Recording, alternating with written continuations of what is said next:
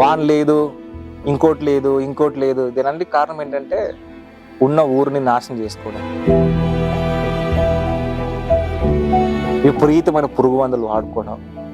ఎప్పుడైతే పురుగు మందులు వాడతారో భూమి పైన సారం అంతా వెళ్ళిపోతుంది. పొలం గట్టు పైన చెట్లు పెద్దగా ఉంటాయి, ఆ చెట్టు ఉన్న దగ్గర పంట పండదు, కాపు రాదు అని ఆ చెట్టు నరికి పడిస్తాం. అది సంగతి. కొన్ని నిజాలు మాట్లాడుకున్నాం. నేను చిన్నప్పుడు మా ఊళ్ళో చుట్టూ అంతా కూడా ముళ్ళ కంపులతో ఉన్నటువంటి పెద్ద వనం ఉండేది. ఊరు చాలా చిన్నది, అడవేమో చాలా పెద్దది. మా ఊరికి రావాలంటే జనాలు రాత్రిపూట రోడ్డు పైన ఒక రావాలంటే భయపడేవాళ్ళు. అన్ని చెట్లు అన్నమాట. ఎవరో వేసి నాటే లేదు, సహజంగానే ఉండేది. 15 ఏళ్ళ క్రితం ఊళ్ళో సిచ్యువేషన్ ఏంటంటే ఓ 50 ఫీట్లు 100 ఫీట్లు వేస్తే నీళ్లు పైకి వచ్చేది. ఈరోజు మా ఊళ్ళో పరిస్థితి ఏంటంటే సుమారు 500 నుంచి 800 ఫీట్లు లోపలికి బోరు పెడితే కానీ నీళ్ళు రావట్లేదు. ఏం చేయాలి? దీనికి కారణం ఏంటి? ఏం జరిగింది? జనాభా ఎక్కువయ్యారు. మేబీ అప్పుడు 1000 మంది ఉండేవాళ్ళు, ఇప్పుడు 2000 మంది ఉన్నారు అంతే మా ఊళ్ళో. అంతకుమించి ఇంకేం జరగదు. మరి దారుణం ఏం జరిగిందంటే ఇల్లు కట్టుకోవడానికి నాశనం చేసేసారు. పోనీ సరే, అది అలా జరిగింది. దౌర్భాగ్యం ఏంటంటే గత గవర్నమెంట్, అంతకుముందు గవర్నమెంట్ జనాలకి ఉపాధి హామీ పథకం అని ఒకటి పెట్టింది. సర్పంచులు, అక్కడ ఉన్నటువంటి వాలంటీర్లు ఏం చేశారంటే ఉపాధి హామీ పథకం పేరు కింద వాళ్ళకి గొడ్డలు చేతికిచ్చి వాగులంతా ఉన్నటువంటి చెట్లన్నీ నరికించేసేసారు. వాగుల దగ్గర ఉన్న ఈత చెట్లు, ముళ్ళ చెట్లు మొత్తం నరికేశారు. ఎంత దారుణం అంటే ఒక చెట్టు ఉన్నప్పుడు, చెట్టు ఒక వాగు అంటే ఉన్నప్పుడు నీటిని ఎక్కువ కాలము స్టోర్ చేసుకుని దానిని నీటి భూగర్భ జలాన్ని పట్టి ఉంచడానికి ఉపయోగపడుతుంది. ఎప్పుడైతే ఆ ఉన్న చెట్లన్నీ కూడా కొట్టేస్తారో, ఎందుకు కొట్టేయాలో నాకు అర్థం కాలేదు. ఆ వాగు ఇంకో చెట్టు ఏమైనా వీళ్ళ ఇంటికి అర్థమవుతుందా, లేదా ఇంకో పని చేయడానికి అర్థమవుతుంది? ఎవరికి అర్థం కాదు.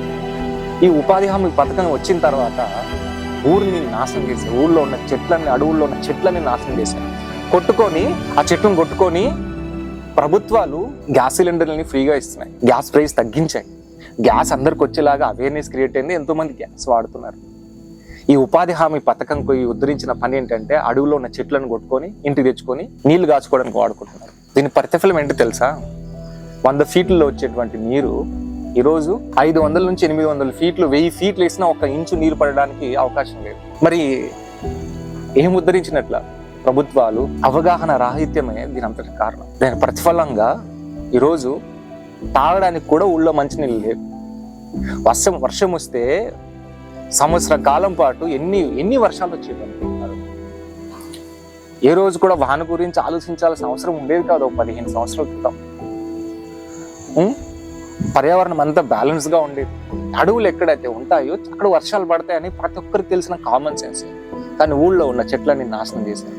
ఇది మా ఊరు ఒకటి పరిస్థితి కాదు, ప్రతి దగ్గర ఉన్న ప్రతి గ్రామంలోని పరిస్థితి అంతే. గ్రామాలే నగరాలకి పట్టుకోమలు, దేశానికి పట్టుకోమలు. మరి గ్రామాల్లో ఏం ఉండాలి? ఓన్లీ మనుషులోటే ఉండాలా? గ్రామ సంపద, వన సంపద, ఈ వన సంపద అంతా సర్వనాశనం చేసేసి ఈరోజు భూగర్భ జలాలు పడిపోయాయి, వర్షపాతం పడిపోయి కరువు వస్తుంది. మాకు పనులు లేవు, అవి లేవు, ఇవి లేవు, పట్టణాలకి పడిపోతున్నాం. ఎంత దౌర్భాగ్యమైన పరిస్థితి ఒకసారి ఆలోచించి. మరి ఇదంతా మన బాధ్యత కాదు. మొన్ననే నాకు 15 రోజుల క్రితం యాక్సిడెంట్ అయింది. షూటింగ్ చేస్తుంటే పైన కొండపై నుంచి పడిపోయాను. ఈ మధ్య కాలంలో నేను 2 సంవత్సరాల క్రితం ఎక్కడ టైం దొరికితే అక్కడ ప్రకృతిలోకి, అడవులోకి వెళ్ళి ఉండడం అని జరుగుతూ ఉంది. వీలైనంత ఎక్కువసేపు అడవుల్లో గడపమని మా గురువు గారు చెప్తా ఉంటారు. అందుకే అన్ని పక్కన పడేసి సిటీ కల్చర్ దూరంగా వెళ్ళిపోయి ఎక్కడికో ఫారెస్ట్లోకి వెళ్ళిపోయి, అడవుల్లోకి వెళ్ళిపోయి ట్రెక్కింగ్స్ చేస్తూ గడుపుతూ ఉంటాను. నేను పడ్డ హైట్ 4 ఫ్లోర్ల హైట్. అంత హైట్ నుంచి పడితే నాకు జస్ట్ కాలు ఒకటి ఇరిగింది. ఎప్పుడైతే ప్రకృతి లోపలికి ఇష్టంగా వెళ్తుంటామో రాత్రిపూట నడుస్తూ ఉంటాం, రాత్రిపూట ట్రెక్కింగ్లు చేస్తూ ఉంటాం, టార్చ్ లైట్లు కూడా వేసుకోం. ఎందుకంటే చూద్దాం, అమ్మ మనందరికీ తల్లి భూమాత. ఫస్ట్ అందరికంటే మొదటగా భూమాత మన అమ్మ. మన తల్లి కంటే ఫస్ట్ ఈ భూమాత మనల్ని అలవ్ చేస్తున్నాయి కదా, భూమి పైన పుట్టేది ఏదో ఒక మనిషి కడుపున, అవునా కదా, ఏదో ఒక తల్లి కడుపు. మరి అంత పైనుంచి పడితే కూడా నాకేం కాలేదండి. 4 ఫ్లోర్ల హైట్. నేనేం బిలీవ్ చేశానంటే మా అమ్మ నన్ను చూసుకుంది, ఆవిడ నన్ను ప్రొటెక్ట్ చేసింది. నా జీవితాన్ని ఈ భూమాత కోసం నేను ఏం పెట్టలేదు. నేను చేయకూడనివన్నీ చేయడం ఆపేశాను. మాంసం తినడం ఆపేశాను, జంతువులను హింసించడం ఆపేశాను, మనుషుల్ని హింసించడం ఆపేశాను. ఈ కొంచెమే ఆపేశాను. ఈ కొంచెం ఆపేస్తేనే ఆ ప్రకృతిలోకి ఇష్టంగా వెళ్తుంటేనే ఆవిడ చావాల్సి నన్ను బతికించుకుంది.